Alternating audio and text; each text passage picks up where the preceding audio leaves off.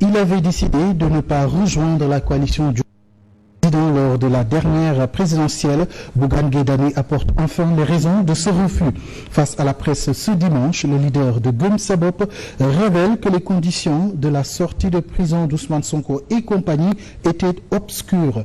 Une sortie effectuée au lendemain de l'entretien du président de la République Bassirou Diomaye Faye avec la presse nationale. Insécurité et route impraticable à Kamb Extension. Le maire de Mbao s'est déplacé ce dimanche sur les lieux pour s'enquérir de la situation. Abdou Karim Sall a apporté sa modeste contribution pour la construction de la voirie. Il compte par ailleurs écrire le ministère chargé des infrastructures pour trouver des réponses durables. Pénurie de pain à Podor. Boulangers et boutiquiers détaillants ne parlent plus le même langage. L'association des boulangers du département de Podor précise qu'elle n'est pas responsable des manquements notés sur l'approvisionnement du pain. Ils disent avoir respecté les décisions prises par les autorités et que cela a eu un impact sur le revenu des détaillants. Du coup, ces derniers ont opté pour le boycott. Voilà pour le sommaire, le développement dans une poignée de secondes.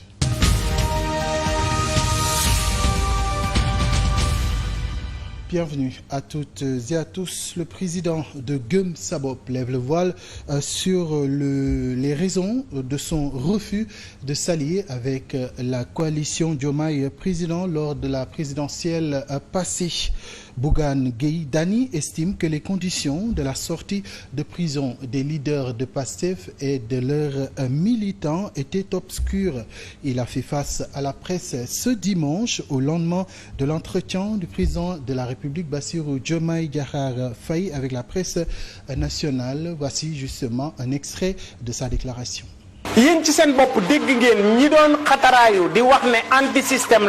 les avez vous-même entendus après leur sortie de prison, eux qui se faisaient appeler les gens de l'antisystème, dire en conférence de presse qu'ils ont discuté avec le président Macky Sall. Maintenant, moi j'aimerais savoir les points sur lesquels ils se sont accordés et qui leur a valu leur libération. Non, protocole Cap Manuel amul. Protocole Teru Bay Sogi mo am. Il n'y a pas de protocole du Cap Manuel en réalité. Que le procureur m'appelle, je lui dirai. Te buñ ma woowee ma wax leen li ci nekk. Man may xeex système. Ne man anti-système là. Je combattais le système et l'antisystème a coalisé avec le système. Maintenant, on me demande de choisir. Je ne le ferai pas. Non, non, non. Da nga war a choisir. Ma lank ndaare. Anduma ak kenn ci élection yi. Mais je n'ai soutenu personne lors de l'élection présidentielle, mais j'ai contribué au score de 54% que le PASTEF a obtenu. Mais oui.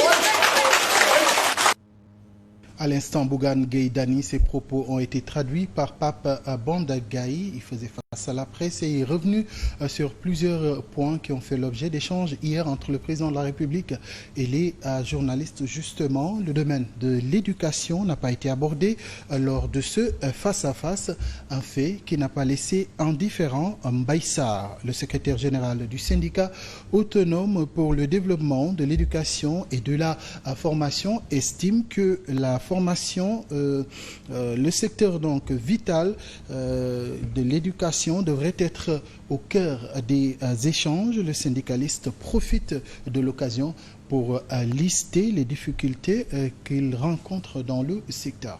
En tant qu'enseignant, nous sommes restés sur notre faim, car le président de la République a occulté le domaine de l'éducation, ce que nous n'avons pas du tout compris.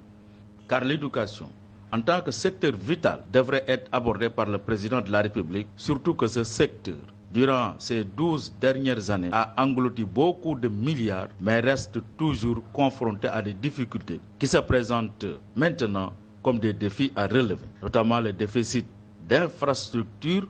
Il y a également le déficit d'enseignants, le déficit en table-banc, mais aussi et surtout l'instabilité sociale liée à la non-prise en compte de certaines préoccupations des enseignants, telles que la situation des enseignants décisionnaires, mais également la retraite à 65 ans, qui est une nécessité vitale. Ensuite, nous avons entendu le ministre de l'Éducation nationale nous parler d'une société éducative en lieu et place d'un système éducatif que nous avons toujours connu. C'est pourquoi nous aurions aimé entendre le président de la République aborder ce sujet parce que nous avons envie de connaître quand est-ce que ce projet de société éducative va être réalisé et comment ce projet va être réalisé et avec quels moyens ce projet va être réalisé. Le domaine de l'éducation n'ayant pas été abordé lors de ce face-à-face. Revenons donc sur cette sortie du président de la République, marquant donc les 100 jours d'exercice du pouvoir. Devant la presse nationale, Bassirou Diomaye Faye a abordé plusieurs sujets, notamment les progrès notés sur le coût de la vie, la fiscalité, la gestion jugée nébuleuse de l'ancien régime, entre autres. Revenons donc sur quelques points avec Pape Bandagaï. Face à 6 journalistes sénégalais, le président Bassirou Diomaye Faye a d'ores et déjà signifié que l'heure n'est pas encore au bilan, un peu plus de 3 mois après son élection. Si vous un mandat 5 ans, là, 1825 jours, nak do ci def 100 jours, nga né ma ngi def bilan. La précision faite, le chef de l'État a révélé avoir trouvé des irrégularités dès sa prise du pouvoir dans la gestion de plusieurs secteurs par l'ancien régime du président Macky Sall. Fekk nañ fi lo xamné la situation était indescriptible. Il y avait des menaces de coupure de courant, une hausse des factures d'eau dès le 29 mars, des contrats avec des surfacturations. C'était vraiment incroyable. Nous ne pensions même pas pouvoir faire une campagne agricole cette année. Au rouge wala bok à l'orange. Abordant la question de la cherté de la vie, le président de la République a exprimé sa volonté de revoir encore à la baisse les prix des denrées de première nécessité. Ben certitude rek la len mëna jox. Je n'ai qu'une certitude en ce moment, c'est que notre engagement ne faiblit pas, que les Sénégalais attendent une autre baisse dans les mois à venir.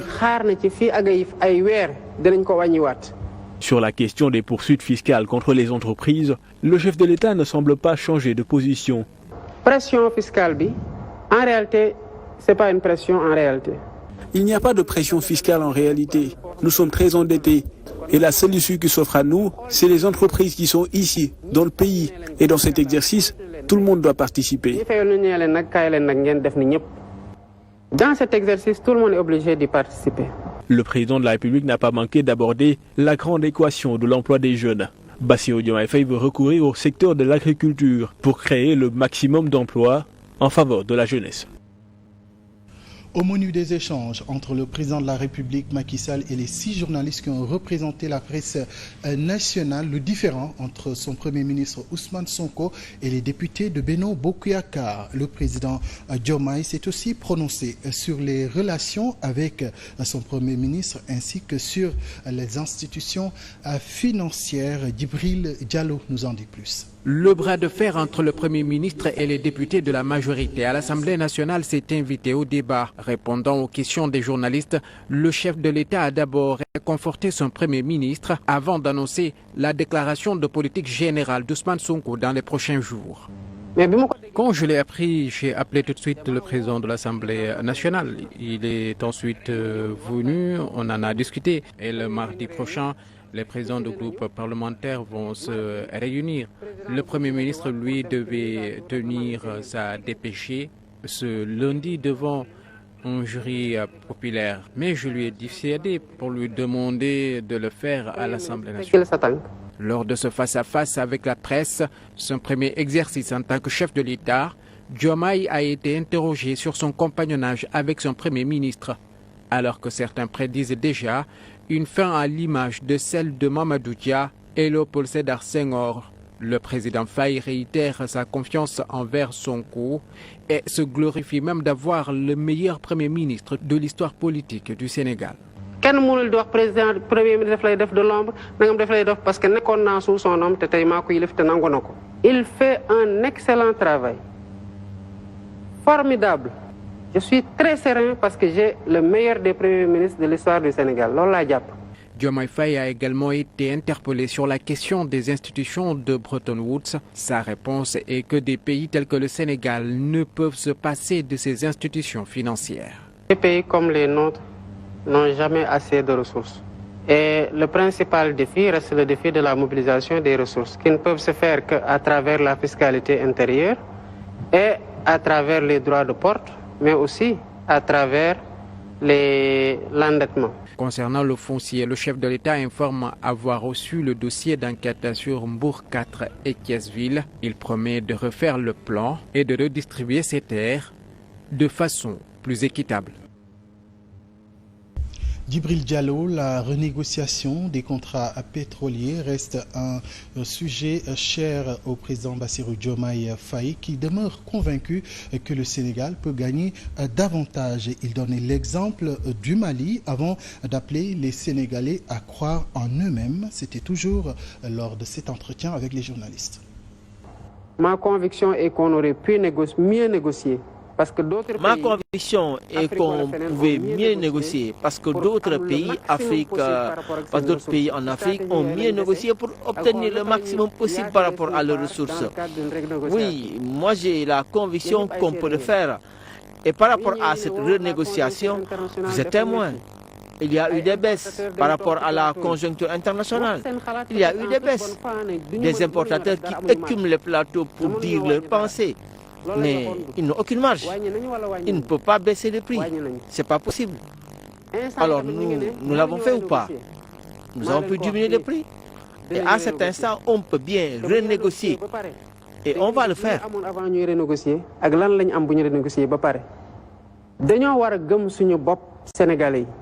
Un pays comme le Mali l'a fait. Ils ont renégocié.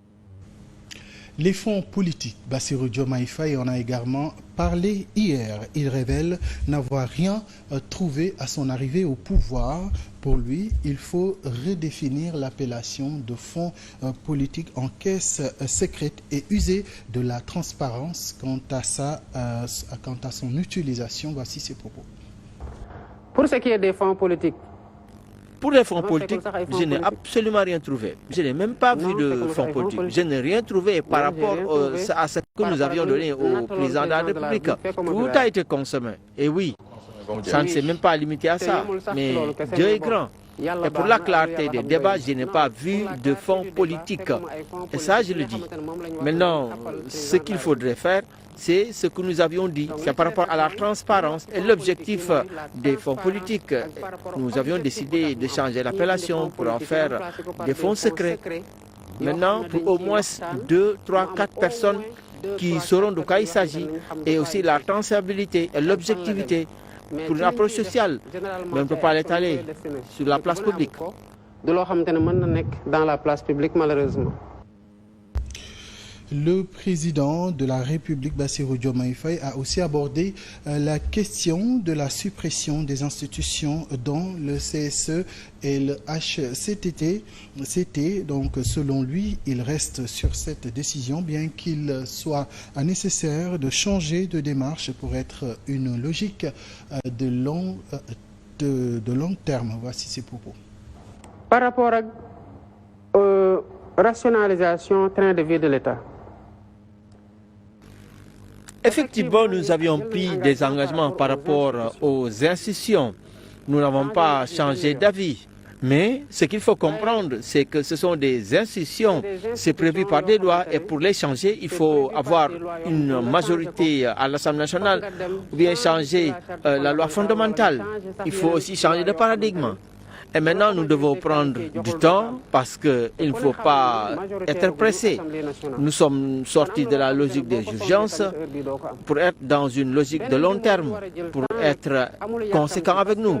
Que ce soit pour les audits, que ce soit pour autre chose, en tout cas la rationalisation du train de vie de l'État et des institutions, en tout cas, nous n'avons pas varié. Que ce soit pour auditer, que ce soit pour l'ENEN, la rationalisation train de vie de l'État et institution yi man amul lenn loo xamante ne def am naa ci changement.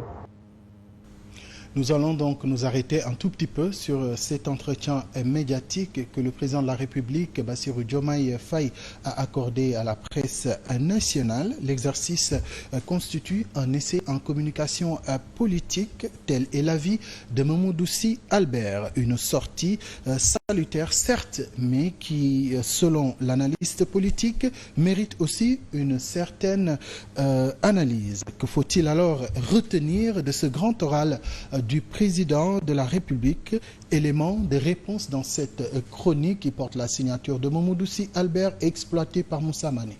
L'entretien médiatique du 13 juillet 2024 que le président de la République, Bassirou Diomaye Diakhar Faye, a accordé à la presse nationale constitue un essai en communication politique, un premier exercice communicationnel du chef de l'État entré en fonction le 2 février de l'année en cours. Les 100 premiers jours du président de la République ont été naturellement au cœur du rendez-vous. L'état réel du pays à la prise de fonction du chef des Patriotes, les empreintes de ses orientations politiques et économiques, les relations de coopération entre le Sénégal et ses partenaires du développement, la vision stratégique du pouvoir, du développement endogène et la conduite de la gouvernance concertée et inclusive ont été passés au peigne fin à travers des questions centrales posées par les journalistes aguerris et des réponses réfléchies, fermes et sans aucun détour ou fuite en avant de l'hôte de marque du jour. Les consignes ont été respectées par les protagonistes, l'épreuve réussie et riche en enseignements dans le domaine de la communication politique. Le régime présidentialiste pourrait à terme connaître des changements majeurs. Le président de la République milite pour la réduction du pouvoir exécutif trop concentré entre les mains du chef de l'État, trop ou hyper puissant. Le renforcement des pouvoirs du Premier ministre, chef de gouvernement, un pouvoir parlementaire et une justice indépendante du pouvoir exécutif. Dans ce sillage, le retrait du président de la République du Conseil supérieur de la magistrature suprême, plus ouvert aux autres acteurs de la vie politique et sociale et du domaine du possible politique. En attendant la finalisation des conclusions des assises de la justice, la refondation du pouvoir exécutif et son exercice se dessinent à l'horizon. Entre les lignes de l'entretien avec la presse nationale se dessine également une stratégie du développement endogène et une question rationnelle et optimale des finances publiques. Le changement de paradigme économique et financier consistera à réorienter le modèle de développement en privilégiant l'agriculture, l'industrie et la formation académique et professionnelle dans la perspective de l'autosuffisance alimentaire et de la souveraineté économique. La gestion des ressources naturelles obéira au respect scrupuleux des intérêts mutuels du pays et des partenaires du Sénégal. La révision des contrats pétroliers, gaziers, miniers et autres secteurs stratégiques est annoncée. Elle sera de rigueur. La diplomatie sénégalaise sera aussi au service de la souveraineté nationale et de l'intégration africaine. Le premier exercice communicationnel du président de la République décline ainsi de fortes convictions personnelles d'un homme serein au-dessus des mêlées, des orientations stratégiques du pouvoir, du développement et une démarche pédagogique en matière de communication et de gouvernance politique et économique. Diomaye se révélera sans doute au fil de son exercice du pouvoir et de ses rencontres médiatiques nationales, africaines et internationales avec les acteurs des médias. Les accros de la communication scrutent déjà sa personnalité, ses gestes, sa manière de parler, la profondeur de sa pensée et de son tempérament. Vivement que ce procédé communicationnel dynamique soit institutionnalisé et préservé au grand bonheur de la presse libre, indépendante et d'une opinion publique avide de connaître l'état du pays de la Teranga et au renforcement de la démocratie participative à la reconstruction d'un Sénégal souverain et prospère. Voilà l'avis de l'analyste politique Mamadou Sy Albert sur la sortie du chef de l'État hier. Nous allons donc prendre la direction de la banlieue de Dakar pour parler de toute autre chose. Insécurité et routes impraticables à Kamb Extension. Le maire de Mbao a effectué une descente sur les lieux ce dimanche. Face aux difficultés que traversent les populations de cette partie de sa commune, Abdou Karim Sall a mis à leur disposition une enveloppe, une modeste contribution pour la construction de la voirie. Il compte par ailleurs écrire le ministère chargé des infrastructures pour apporter des réponses durables. Les détails avec Bakary Cissé. Le premier magistrat de Mbao est venu s'enquérir des situations auxquelles les habitants de Kamb Extension sont confrontés, notamment l'insécurité et le problème d'enclavement. Pour la construction de cette route, le maire a appuyé les jeunes. Pour des solutions pérennes, le ministre des Infrastructures est interpellé à apporter des réponses pointues. C'est le lieu de lancer un appel en direction de l'État central pour qu'il nous appuie en venant régler ce problème de Kamb Extension à travers les travaux de goudronnage de cette route qui est une route qui est devenue une route centrale, une route principale, une route qui peut mettre fin à l'isolement de Kamb Extension. C'est une solution provisoire. La solution définitive doit venir de l'État central. Le collectif des jeunes cadres de Kamb Extension a salué le geste du maire. Les mêmes doléances ont été portées par le collectif. Il sollicite l'appui de l'État central, surtout sur la construction de ce tronçon devenu une niche d'agression. Le collectif des jeunes cadres de Kamb Extension, nous tiendrons franchement à remercier le maire par rapport à l'acte qu'il a fait. Pourquoi on le remercie? Il peut de ne pas pouvoir donner cette participation. Donc on a vu que dès qu'on a lancé ce projet, le maire au début, on ne le voyait pas. Donc quand on a entamé ces travaux, il est venu aujourd'hui. Tout l'ensemble du collectif est content par rapport au geste du maire qu'il a fait. Les populations réclament aussi un réseau d'assainissement, un lycée, un marché, entre autres. Après la banlieue de Dakar, cap sur le Fouta pour évoquer le différend entre les boulangers et les boutiquiers détaillants à Podor. L'association des boulangers du département de Podor apporte des précisions à propos de ce différend. L'association dégage donc toute sa responsabilité par rapport aux manquements notés sur l'approvisionnement du pain. Les boulangers révèlent que pour s'opposer au nouveau prix fixé par les autorités, les détaillants ont décidé de boycotter la vente du pain. Voici donc les explications de Mamadou Ba. Il est membre du bureau des boulangers de Podor au micro de Silé Diallo. Nous rencontrons le 13 les boulangers du département de Podor. Nous, les boulangers du département de Podor, on avait une rencontre ce 13 juillet 2024 pour discuter sur le pain, mais aussi de notre problème avec les boutiquiers détaillants. Sur ce, la rencontre s'est bien terminée. On a conclu ce qu'on avait à conclure. Et ce qu'on a conclu n'est rien d'autre que ce que le gouvernement nous a exigé. On voulait apporter des éclaircissements envers la population sur le problème lié à l'approvisionnement du pain. Cela n'est pas de notre faute, car nous fabriquons le pain et nos boulangeries sont remplies de pain. Cela vient des boutiquiers détaillants qui ont minimisé le revenu qu'ils ont désormais sur le pain, c'est-à-dire les 15 francs. On voulait porter à votre connaissance à travers cette vidéo que cela, ce n'est pas de notre faute. On n'a pas soustraire les 15 francs. Ce qu'on les a dit, c'est ce que le gouvernement nous a exigé. La baisse des prix a eu des impacts sur tout le monde, mais on est obligé de se plier aux exigences de l'État.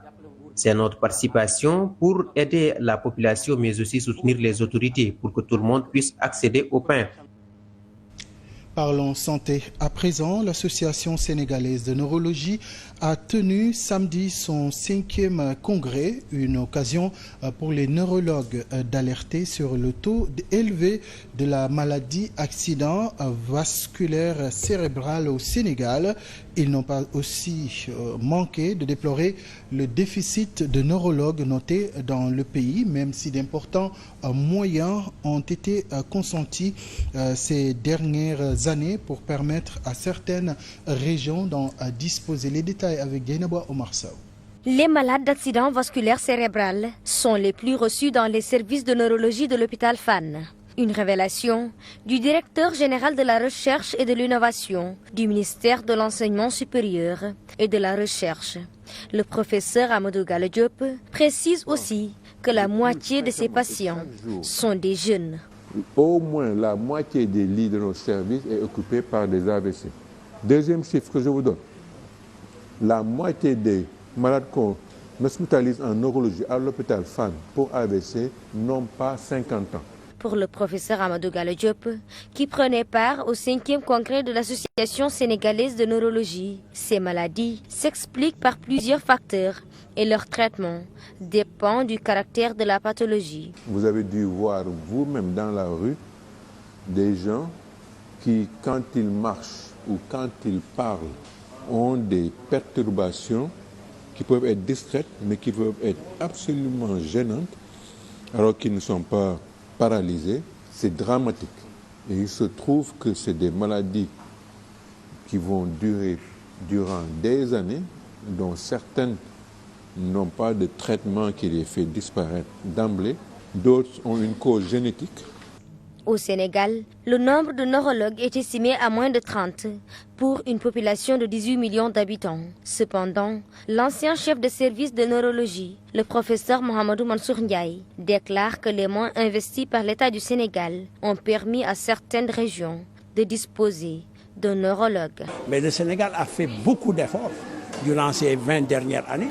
Je disais à l'époque que le neurologue le plus loin de Dakar était à Pikine. Maintenant, on trouve des neurologues à Thiès, on en trouve à Kaolack, on en trouve à Ziguinchor, on en trouve à Saint-Louis. Tout ça, c'est des efforts de formation et de permettre aux jeunes d'aller dans ces régions pour faire de la neurologie. Toutefois, ces spécialistes souhaitent que ces efforts soient continus pour qu'il y ait plus de neurologues au Sénégal afin de répondre aux besoins des populations. Yenaba Omar Sow, la santé étant une affaire de tous, l'association des ouvriers de la région de Thiès a organisé une journée de dons de sang au profit de l'hôpital régional. Elle a saisi l'occasion pour lister ces problèmes et interpeller les nouvelles autorités dans la recherche de solutions. Abdoulaye Dian, président des ouvriers de la région de Thiès, est au micro de Binte Traoré et de Matar Diarra. L'objectif de cette journée de don de sang est de contribuer à sauver des vies et d'assister aux malades qui en ont besoin dans les hôpitaux. C'est une façon aussi de porter nos plaidoyers aux autorités pour qu'elles nous trouvent de nouveaux sites de recasement avant de nous déguerpir. Par exemple, nous les artisans qui regroupent tous les corps de métiers tels que les menuisiers métalliques, menuisiers bois, les mécaniciens, les tôliers, entre autres, ne peuvent pas être dans les quartiers. Ces derniers peuvent déranger les habitants par leur bruit sonore et même sur le plan environnemental, voire même causer des maladies respiratoires. Tous ces aspects sont importants pour que ces autorités mettent à notre disposition un site pour que nous puissions exercer librement notre métier. Thiès est une ville qui grandit à la majeure partie des jeunes sont dans l'artisanat. L'association des ouvriers de la région a un projet qui peut générer plus de 300 000 emplois. Si l'État nous accompagne en nous octroyant des sites, on mettra en œuvre ce projet-là. L'actualité internationale est dominée bien sûr par cette tentative d'assassinat de l'ancien président des États-Unis, Donald Trump. À l'instar de nombreux dirigeants du monde, le président de la République, Bassirou Diomaye Faye, s'est indigné de ce qui s'est passé hier avec Donald Trump, visé par des tirs et touché à l'oreille lors d'un meeting en Pennsylvanie. Le chef de l'État du Sénégal, à travers son compte X, dénonce cet acte qu'il qualifie d'odieux. Les valeurs démocratiques, universelles et la liberté de choix du peuple américain ne doivent pas être réduites au silence, a écrit le président de la République, Bassirou Diomaye Diakhar Faye. Et pour finir, aux Émirats arabes unis, le premier ministre émirien, Cheikh Mohammed Ben Rachid Al Maktoum, a annoncé ce dimanche qu'il avait nommé son fils, le prince héritier de l'Émirat, au poste de ministre de la Défense et des Émirats arabes unis. Cette nomination intervient dans le cadre d'un remaniement ministériel.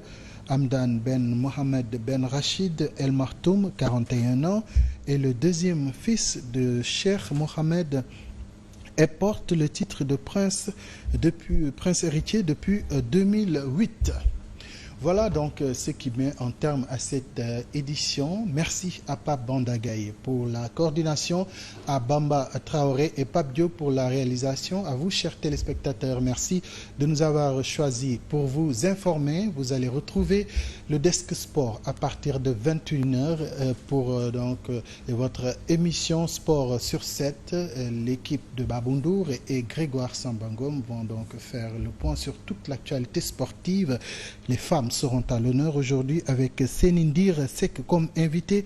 Elle est responsable du foot féminin au niveau de la Fédération sénégalaise de football. et Mbaye-Jacques Diop, un des autres invités, enseignant-chercheur au BM, spécialiste et en aménagement, en management des organisations sportives. Voilà les deux invités de Sport sur 7. Ce sera à partir de 21h. Quant à moi, je vous retrouve demain dans la matinale. Excellente soirée à tous.